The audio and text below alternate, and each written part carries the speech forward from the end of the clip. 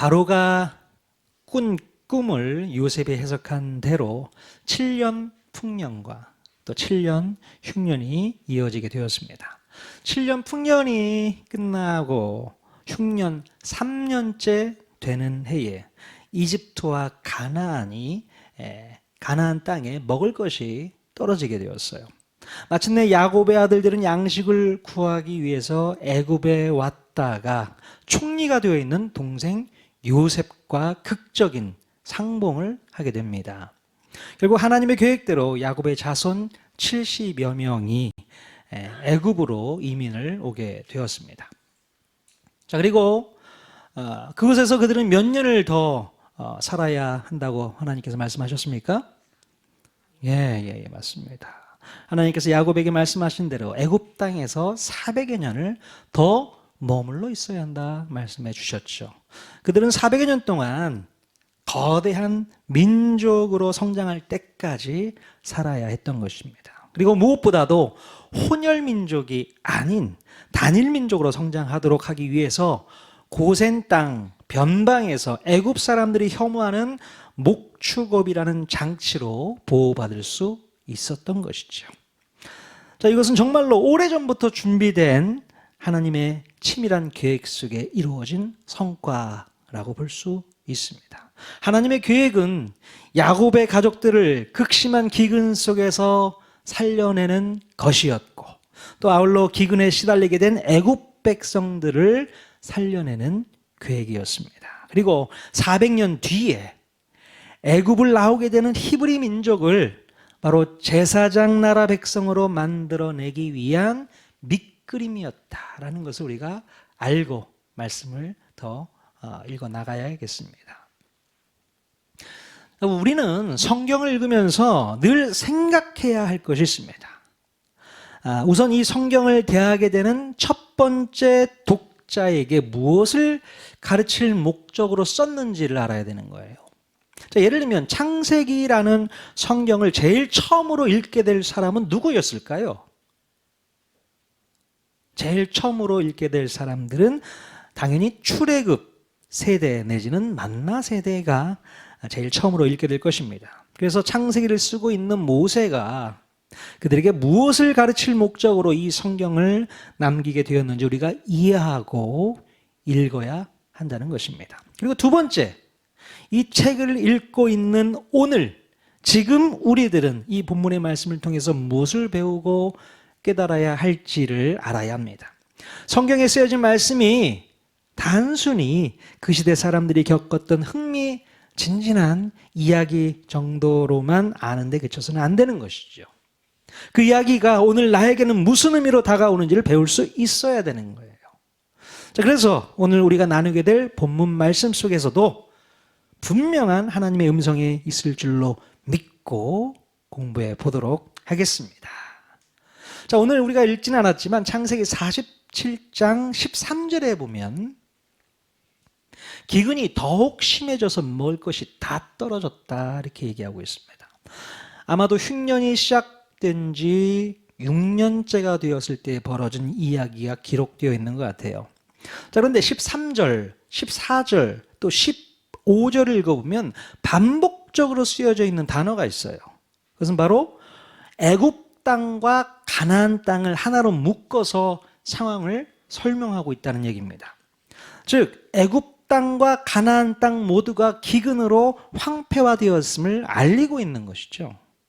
창세기 기자인 모세가 이렇게 쓴 이유는 만약 야곱의 가족들이 계속해서 가나안 땅에 머물러 있었다면 기아에 허덕이면서 죽어갔을 것이라는 것을 밝혀주고 있는 것입니다. 그러나 다행히도 요셉 때문에 애굽으로 내려올 수 있었던 것이 큰 은혜였음을 400년 뒤에 출애굽한 히브리 민족들에게 알려주고 있다는 거예요. 자, 400년 동안 애굽에서 종살이 했던 히브리 민족들 마음 가운데 참 불편함이 있었을 겁니다. 왜 우리 조상들은 이곳에서 애굽에 종살이를 하게 만들었나? 그런 생각이 왜 없었겠어요? 근데 모세가 이 책에서 쓰고 있는 목적 중에 하나가 바로 너희들 조상이 그때 가나안 땅에서 애굽 땅으로 이주하지 않았으면 다 죽었어. 하나님의 은혜 때문에 온 거야. 애굽에서 살게 된 게 은혜였던 거야. 라는 것을 이 글을 통해서 한 번 더 짚고 넘어갔던 것이죠. 자, 이렇게 애굽 땅과 가나안 땅 전역에 살던 사람들은 돈을 주고 곡식을 사서 먹을 수 있었지만 이제 가지고 있던 돈마저 떨어졌던 겁니다. 자, 그러면 애굽의 총리 요셉은 이 상황을 어떻게 해결해 나갔을까? 창세기 47장 우리 16절 말씀 같이 읽어보겠습니다. 시작. 요셉이 이르되 너희의 가축을 내라. 돈이 떨어졌은즉 내가 너희의 가축과 바꾸어 주리라. 네. 자, 그래서 백성들은 그들이 집에서 키우던 말과 양떼와 소떼와 나귀를 바꾸어 음식을 얻을 수 있었습니다. 얼마나 많은 짐승들이 모여들었을까요?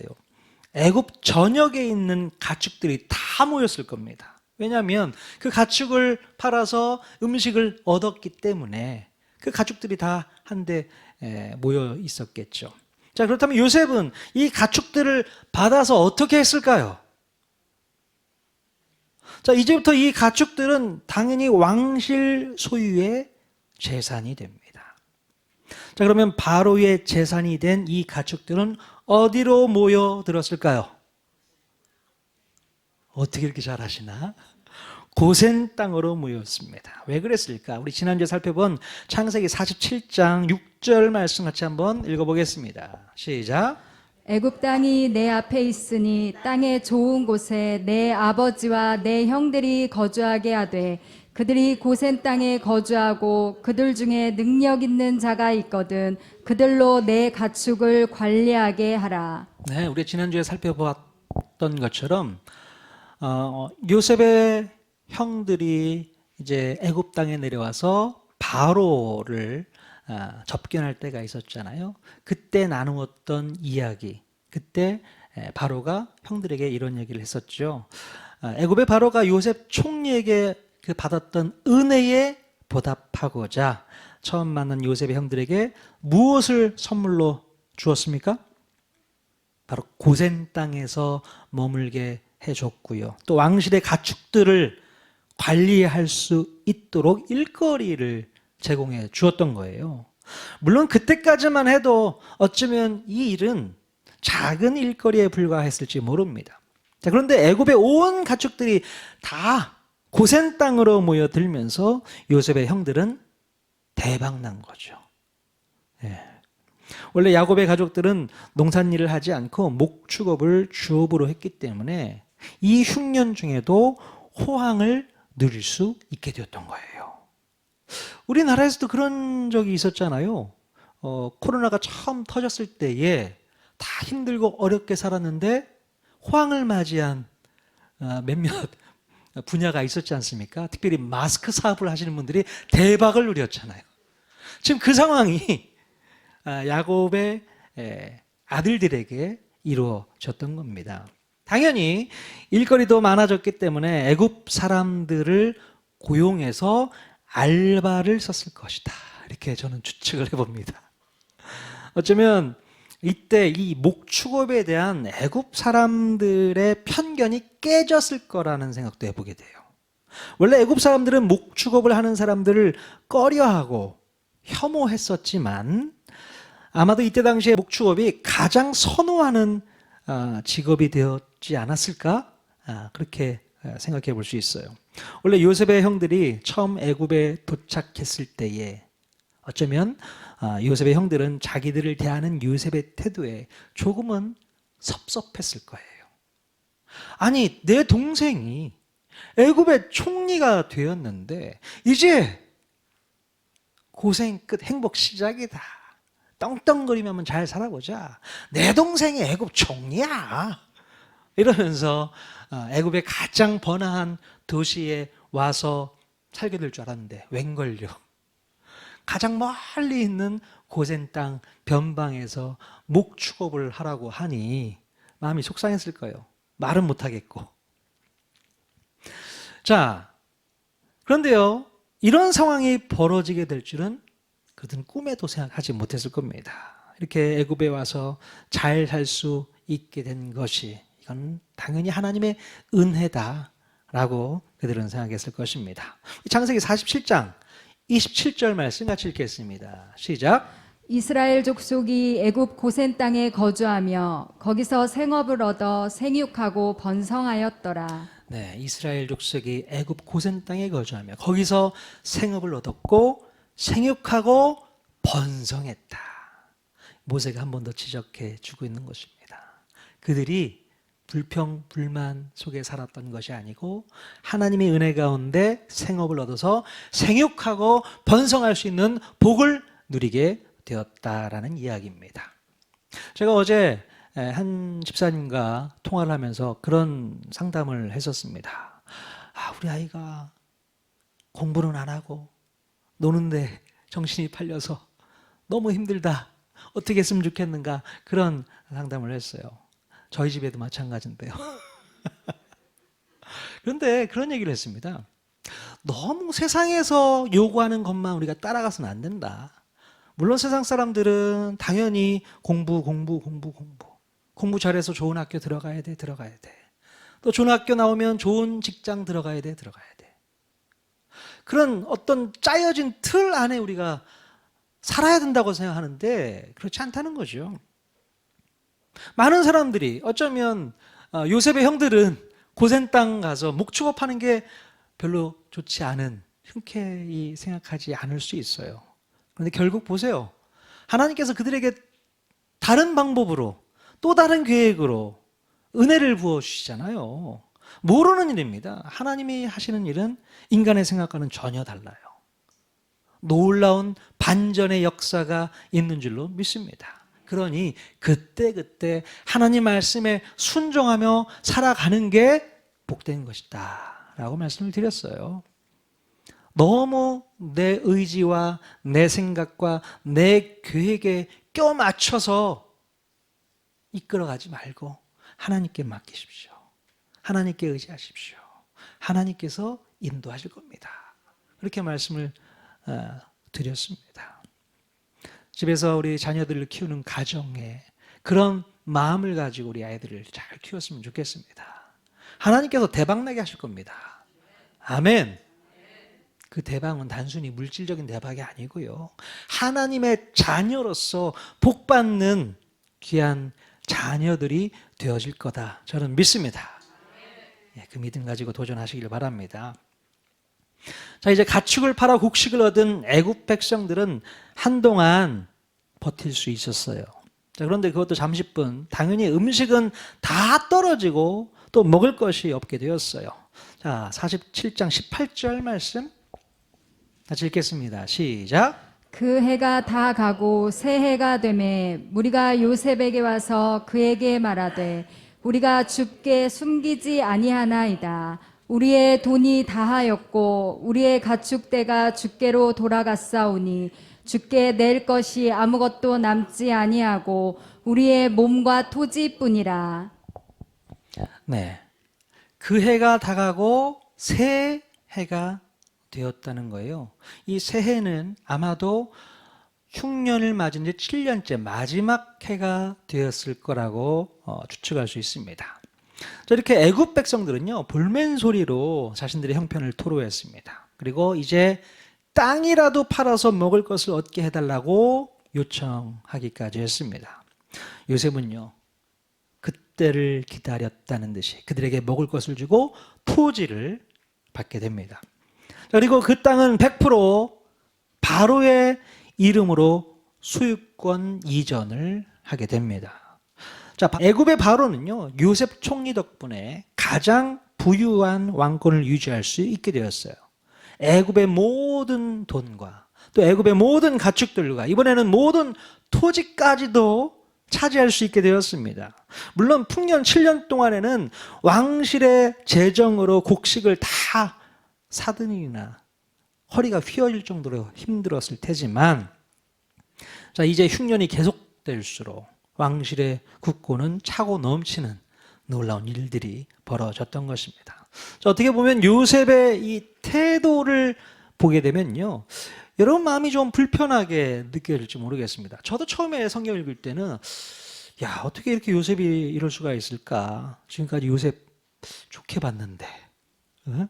기근과 흉년을 빌미로 한몫 단단히 챙기려는 파렴치한 정치가로 비춰질 수 있기 때문에 그렇습니다. 자, 그러나 여러분, 요셉의 이런 태도에는 그만한 이유가 있었다는 거예요. 백성들의 혈세를 받아서 단순히 자기 배만 불리려는 의도가 결코 아니었습니다. 요셉은 어떻게 해서든 이 자연 재난을 잘 이겨내고 애굽 백성들을 위기 가운데서 건져내기 위해서 애쓰고 있는 거예요. 자, 이제 남은 흉년 기간 동안 어차피 농사를 지을 수가 없기 때문에 집에서 가축을 데리고 있는 것이 큰 부담이 아닐 수 없었던 겁니다. 왜 그렇겠습니까? 가축을 데리고 있는 게 왜 부담이에요? 얘들도 먹여야 될 거 아닙니까? 사람 먹을 것도 없는데 짐승들까지 먹여야 돼요. 또 너무 배가 고프면 먹을 게 없으면 뭘 먹게 돼요? 얘들 하나씩 하나씩 잡아먹어야 되잖아. 그 나라에 짐승이 씨가 말라버린단 말이죠. 그러면 안 되는 거잖아요. 그래서 요셉이 그 부분을 해결해 준 겁니다. 가축들을 다 사들이는 거죠. 그리고 먹을 것을 건네 주었던 것입니다. 그러니까 백성들은 어쩌면 차라리 다행이다라고 생각했을지 모르겠어요. 그래, 다행이다. 자, 그리고 또 한 가지, 요셉이 애굽의 토지를 다 사들인 것은 애굽 백성들 사이에 있던 이 빈부의 격차를 해소하기 위해서였다는 겁니다. 애굽의 모든 백성들을 소작농으로 만들어서 인원수대로 다시 땅을 재분배하고 소득의 5분의 1을 세금으로 내고 나머지는 개인 소유로 삼을 수 있게 해주면 그것처럼 좋은 복지 혜택이 없다는 거예요. 그럼 그때 당시 소작농은요, 열심히 일해서 얼마를 바쳤는지 아세요? 세금으로 반을 바쳤어요. 50%를 바쳤어요. 근데 20%만 바치면 된다. 그것처럼 좋은 얘기가 어디 있습니까? 이렇게 요셉이 생각을 하고 있었던 겁니다. 그래서 21절에 보면 요셉은 백성들로 하여금 토지에 대한 미련을 아예 없애기 위해서 곡식이 저장되어 있는 성읍으로 거주지를 아예 옮겨버릴 수 있도록 특단의 조치까지 내리게 됩니다. 그러니까 살던 지역에서 떠나서 곡식이 저장되어 있는 각 창고들이 있잖아요. 그곳에서 모여 살게 했다는 거죠. 어차피 농사도 못 짓잖아요. 땅이 필요 없습니다. 다 와라. 그래서 거기서 흉년을 낳을 수 있도록 했다는 겁니다. 여러분, 이런 요셉 총리의 이 행정 명령에 대해서 백성들은 어떻게 생각했을까요? 요셉의 처사가 부당하다라고 생각을 했을까요? 여러분의 생각은 어떻습니까? 자, 창세기 47장 25절 말씀 또 같이 읽겠습니다. 시작. 그들이 이르되 주께서 우리를 살리셨사오니 우리가 주께 은혜를 입고 바로의 종이 되겠나이다. 네, 주께서 우리를 살리셨사오니 요셉 당신이 우리를 살렸다, 그렇게 고백을 하고 있는 것입니다. 우리가 당신께 은혜를 입었습니다, 이 얘기를 하고 있는 것이죠. 애굽의 백성들은 요셉 총리가 주도한 토지 개혁에 대해서 은혜를 입었다라고 고백을 합니다. 자, 요셉의 토지 개혁은 백성들을 죽이기 위한 제도 개편이 아니라 살리기 위한 계획인 것을 그들 스스로가 알 수 있을 정도로 현명한 토지 정책이었다라는 것입니다. 이해가 되십니까? 네네. 자, 그런데 여러분, 우리가 이런 생각을 해볼 수 있을 것 같습니다. 만약에 요셉 총리가 7년 풍년 동안 모아두었던 곡식들을 7년 흉년 동안 백성들에게 무상으로, 돈 받지 않고 무상으로 지급했으면 어땠을까요? 백성들이 좋아했을까요? 당연히 좋아했죠. 공짜로 준다는데 안 좋아할 사람이 누가 있습니까? 그런데 만약에 그랬다면요, 이 모아놓은 곡식은요, 흉년이 다 끝나기도 전에 다 소진되었을 겁니다. 당연하죠. 공짜로 주는데 그냥 귀한 것으로 여기지 않고 흡프게 사용을 했을 거예요. 그러면 당연히 곡식이 쉽게 고갈되어졌겠죠. 그리고 아무런 대가 없이 흉년을 당한 백성들을 위해 인심 좋게 퍼주었다면 오히려 백성들은 그들 스스로 은혜를 입었다고 절대로 생각하지 않는다는 겁니다. 은혜를 입었다 이런 생각 전혀 갖지 못합니다. 백성들을 위한 배려를 당연한 것으로 여기고 오히려 곡식 분배의 문제를 트집 잡으면서 불평과 불만과 원성이 더 커졌을 거예요. 아니 저 집은 쌀을 얼마나 줬는데 왜 우리 집은 이것밖에 안 주나? 저 집 쌀은 좋더니만 왜 우리 집 쌀은 안 좋아? 맛이 없어. 이런 거 갖고 불평, 불만, 원망만 쌓여가는 것이죠. 감사가 어디 있습니까? 은혜가 어디 있습니까? 당연한 걸로 알게 된다는 것이죠. 자, 그렇기 때문에 요셉은 백성들에게 합당한 대가를 치르도록 하면서 곡식 귀한 것도 알고 국가 정책의 신뢰를 쌓을 수 있게 했다는 거예요. 그럼 예를 들어 먹을 것이 없어서 굶주리는 나라를 돕는 방법이 무엇일까요? 당장 배고픔을 달래줄 수 있는 음식도 필요하지만 음식을 주는 것으로 끝나서는 절대 안 됩니다. 만약에 주던 음식을 끊게 되면 그들은 또다시 굶주릴 수밖에 없기 때문이겠죠. 그러므로 그들에게 정말로 필요한 것은 당장 먹을 음식보다는 음식을 만들어낼 수 있는 시스템을 구축해 주는 게 더 중요하다는 겁니다. 즉 물고기를 잡아주는 것이 아니라 물고기를 잡을 수 있는 방법을 알려줘야 됩니다. 예, 멀리 바라봐야 되는 거예요. 그게 가장 중요한 겁니다. 지금 이거를 요셉이 하고 있는 것입니다. 자, 그런데 당장 안쓰럽고 불쌍하게 여겨지니까 멀리 보지 못하고 지금 필요한 것만 공급해 줘 버리면 거기에 길들여질 수밖에 없죠. 그래서 결국 그 은혜와 배려조차도 감사로 여기지 않고 오히려 더 받지 못한 것에 대해서 불평하기 시작하는 겁니다. 마찬가지로 요셉이 백성들에게 무상급식을 실시했다면 주께서 우리를 살리셨사오니 이런 말이 절대 나오지 않습니다. 절대 나오지 않아요. 자, 그러므로 우리가 어떤 사람을 또 돕는다고 할 때에는 현명한 판단이 필요하다는 것이죠. 뭐가 중요한 건가? 멀리 바라볼 수 있어야 되는 겁니다. 물론 생각이 다 다를 수 있어요. 그러나 현명한 판단, 이 요셉과 같은 판단이 필요하다는 겁니다. 자, 그래서 요셉 총리의 이 현명한 판단이 무엇이었을까? 다시 한번 생각해 보면요. 무조건 거저주지 않고 대가를 치르도록 하는 방식을 써야 된다는 거예요. 돈을 쓰게 하고 돈이 없으면 가축을 쓰고 땅까지 팔면서 대가를 치르도록 했던 요셉의 방법을 생각해 봐야 되는 것입니다. 자, 그렇다고 해서 요셉이 그들이 가지고 있는 만큼 나누어 주는 방식은 아니었을 겁니다. 자, 재산이 많은 사람에게 곡식을 많이 나눠주고 재산이 없는 사람에게는 곡식을 조금만 주는 형태로 곡식 분배를 하지 않았을 거라는 얘기예요.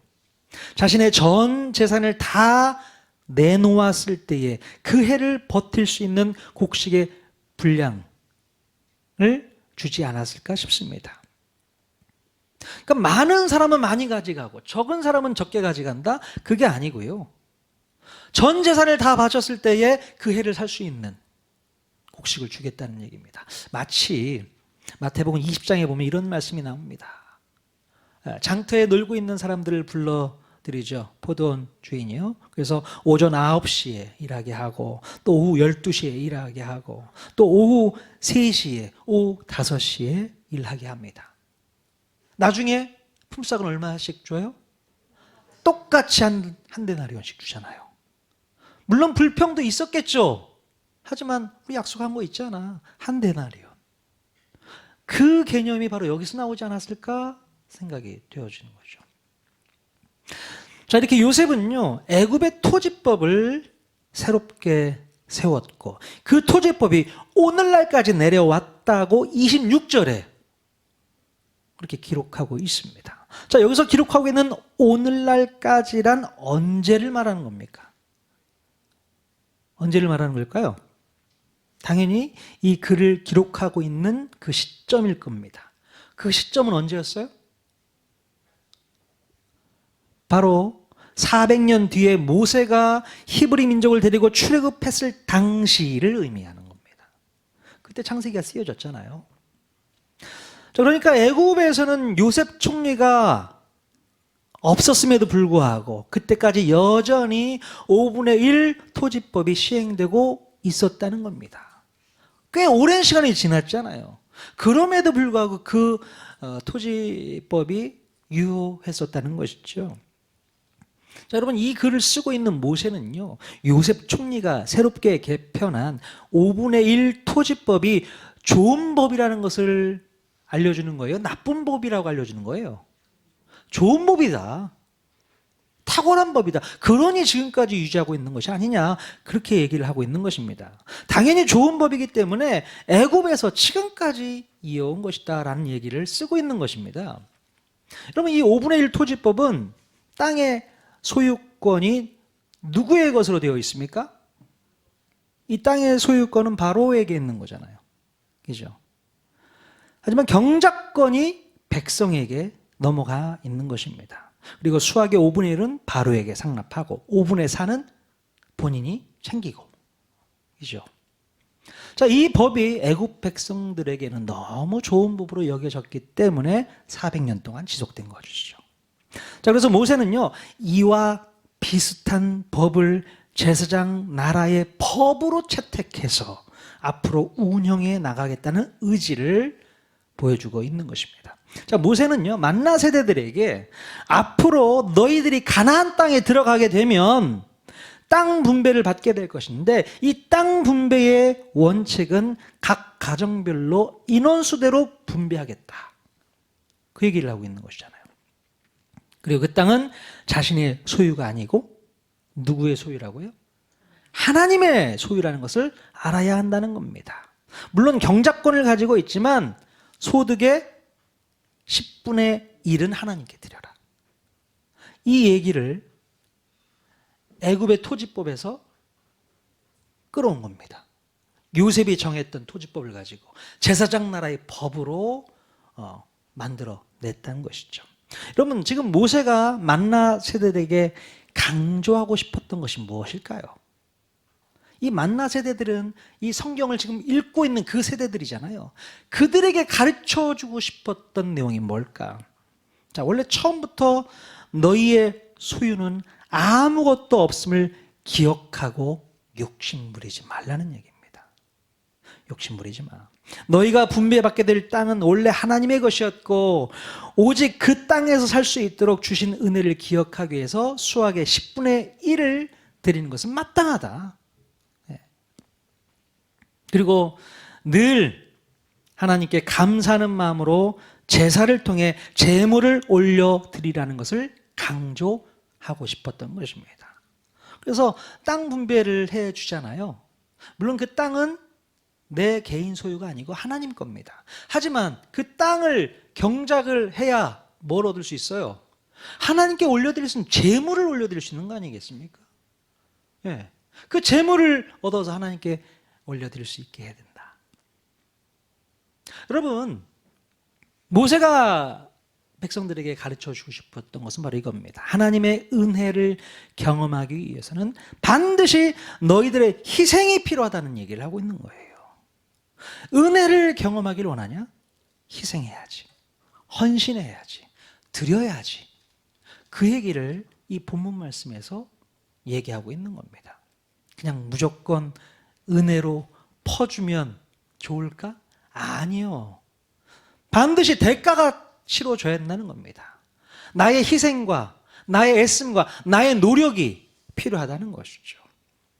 우리 인생, 우리 인간관계 속에도 마찬가지입니다. 누가 누군가에게 밥을 사줬어요. 그러면 밥 사준 걸로 그냥 먹고 끝나면 되는 겁니까? 나도 또 되돌려 줘야 되는 거 아니겠습니까? 그러면서 그분이 이렇게 신경 쓰면서 나에게 밥을 사줬구나 라는 것을 느끼면서 은혜가 느껴지는 거예요. 감사가 느껴지는 겁니다. 바다만 먹으면 감사하지 않습니다. 반복되면 당연한 것으로 깨닫게 되는 것이죠. 그리고 나는 밥을 얻어먹을 수 있는 자격이 있는 사람이니까 라고 오해합니다. 희생이 필요해요. 헌신이 필요합니다. 대가가 필요합니다. 권리 포기가 필요한 것이죠. 하나님의 놀라운 시스템은 바로 여기에 우리에게 은혜를 깨닫게 하는 방법이 포함되어 있다는 겁니다. 어떻게 보면 아쉽죠. 음식을 공짜로 좀 나눠주면 좋을 텐데 돈 다 받지, 가축 다 받지, 땅 받지, 저런 나쁜 놈 이렇게 욕할 수 있는 상황이지만 결국 그것은 큰 은혜를 경험하고 느낄 수 있도록 하기 위한 요셉의 방법이었죠. 오늘 우리도 마찬가지입니다. 예수님을 믿는 하나님의 자녀들 얼마나 큰 은혜를 경험한 사람들입니까? 예수 그리스도에서 십자가에 달려 죽으신 그 은혜 때문에 오늘 우리가 사는 거 아니겠어요? 근데 그 은혜를요 너무 쉽게 받아버렸어요. 은혜가 은혜인 줄도 모르고 삽니다. 하나님의 자녀가 된 것 자체에 감사가 사라졌어요. 왜요? 왜 그럴까요? 희생이 없기 때문에 그래요. 하나님께 올려드리는 희생이 없기 때문에 권리 포기가 없고 하나님께 드리는 게 없는 거예요. 그냥 그 은혜가 안 느껴지는 겁니다. 물론 말로는 은혜죠. 은혜죠. 정말 은혜를 경험한 사람은 다릅니다. 감사가 안 나올 수가 없어요. 하나님께 희생해서 올려드립니다. 내 시간을 올려드리고 내 물질을 올려드리고 내 모든 것들을 다 하나님께 희생해서 올릴 수 있는 것이죠. 그러면 은혜를 경험할 수 있게 됩니다. 아멘. 하나님의 은혜를 사모하십니까?